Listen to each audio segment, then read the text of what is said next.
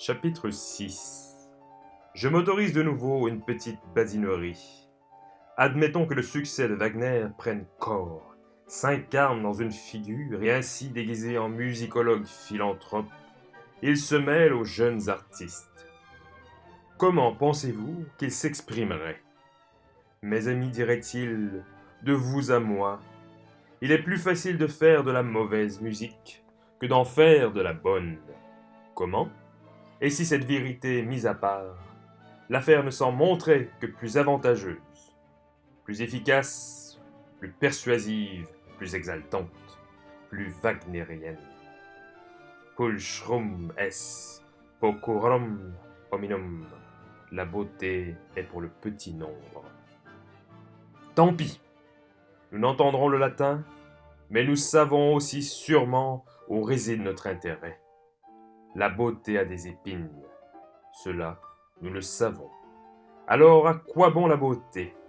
Pourquoi pas plutôt la grandeur, l'édifiant, le gigantesque, ce qui soulève des masses? Et encore une fois, il est plus facile d'être gigantesque que beau, nous le savons bien. Nous connaissons les masses, nous connaissons le théâtre. La fine fleur de ceux qui s'y pressent, jeunes Allemands, Siegfrieds, en armure et autres wagnériens, ont besoin du sublime, de la profondeur, de l'écrasant. Nous pouvons encore faire beaucoup mieux, car le reste du public, les crétins cultivés, les petits blasés, les ternels féminins, les bienheureux en digestion, bref, le peuple, tous ont également besoin de sublime, de la profondeur et de ce qui les écrase. Tout cela procède d'une seule logique. Celui qui nous bouleverse est puissant. Celui qui nous exalte est divin. Celui qui nous confère le don de la vision oculaire est profond. Décidons-nous, messieurs les musiciens. Nous allons les bouleverser, les exalter, les amener à s'hypnotiser. Et nous pouvons encore faire beaucoup mieux. En ce qui concerne l'art de conférer la vision, c'est là que notre concept de style trouvera son point d'ancrage. Surtout, aucune idée réfléchie. Rien n'est plus compromettant qu'une idée réfléchie.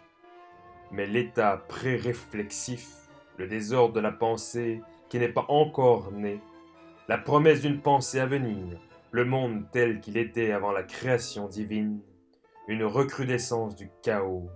Le chaos est fécond en intuition.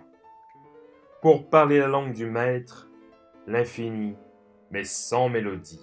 Deuxièmement, quant à l'art de bouleverser, il révèle pour partie de la psychologie. Étudions avant tout les instruments. Certains d'entre eux parviennent même à convaincre les viscères. Comme disait Handel, ils ouvrent des portes, tandis que d'autres flattent la moelle épinière. Ici, c'est la couleur du son qui est décisive. Le son lui-même est presque sans importance. C'est sur ce point que nous allons nous affiner. Sinon, à quoi dépenserions-nous nos forces? Soyons singuliers dans la sonorité, jusqu'à l'obsession. On nous attribuera plus d'esprit pour avoir introduit l'énigme dans les sonorités. Agaçons les nerfs, battons-les à mort, manions l'éclair et le tonnerre. Tout cela bouleverse. Mais c'est surtout la passion qui bouleverse. Mettons-nous d'accord à propos de la passion. Rien n'est plus avantageux que la passion. On peut méconnaître toutes les vertus du contrepoint. Nul besoin d'être savant. La passion, ça marche à tous les coups. La beauté est chose difficile. Interdisons-nous la beauté. Et précisément la mélodie. Dénigrons, mes amis, dénigrons par ailleurs, nous prenons l'idéal au sérieux, dénigrons la mélodie. Rien n'est plus dangereux qu'une belle mélodie. Rien ne compromet plus sûrement le goût. Si l'on se remet à aimer les belles mélodies, mes amis, nous serions perdus. Axiome. La mélodie est anormale. Démonstration. Palestrina. Application. Parsifal. Mieux. L'absence de mélodie sanctifie. Et voici la définition de la passion.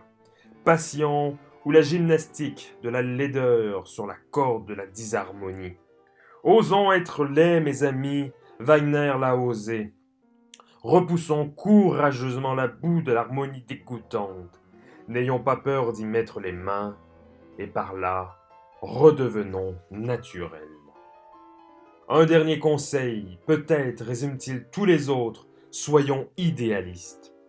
Voilà ce que nous pouvons faire, sinon de plus intelligent, du moins de plus sage.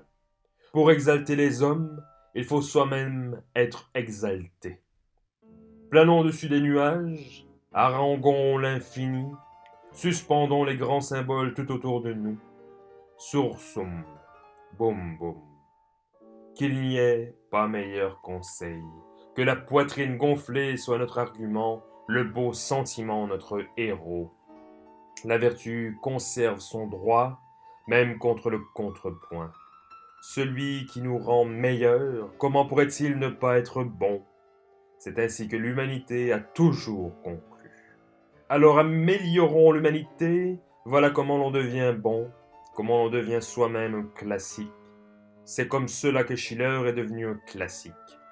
La quête effrénée du vain plaisir des sens, de la prétendue beauté, a dénervé les Italiens. Restons donc allemands. Même le rapport de Mozart à la musique, Wagner l'a dit pour nous consoler, était au fond frivole. Nous n'admettrons jamais que la musique serve à distraire, qu'elle égaye, qu'elle procure du plaisir. Ne faisons jamais plaisir. Si nous pensons de nouveau l'art de manière hédoniste, nous serons perdus. C'est ce mauvais XVIIIe siècle. À l'inverse, rien ne devrait être plus recommandable, soit dit en passant, qu'une dose de bigoterie. Sit venia verbo. Cela accroît la dignité. Et choisissons bien le moment où sera convenu d'avoir le regard noir, de soupirer en public, de soupirer chrétiennement, d'exhiber la grande compassion chrétienne. L'homme est corrompu, qui le sauvera? Qu'est-ce qui le sauvera? Ne répondons pas, restons prudents. Combattons nos ambitions qui voudraient fonder des religions. Pourtant, personne ne devrait douter que nous sauverons l'homme, que seule notre musique sauve. Phrase de Wagner tirée de la religion des arts.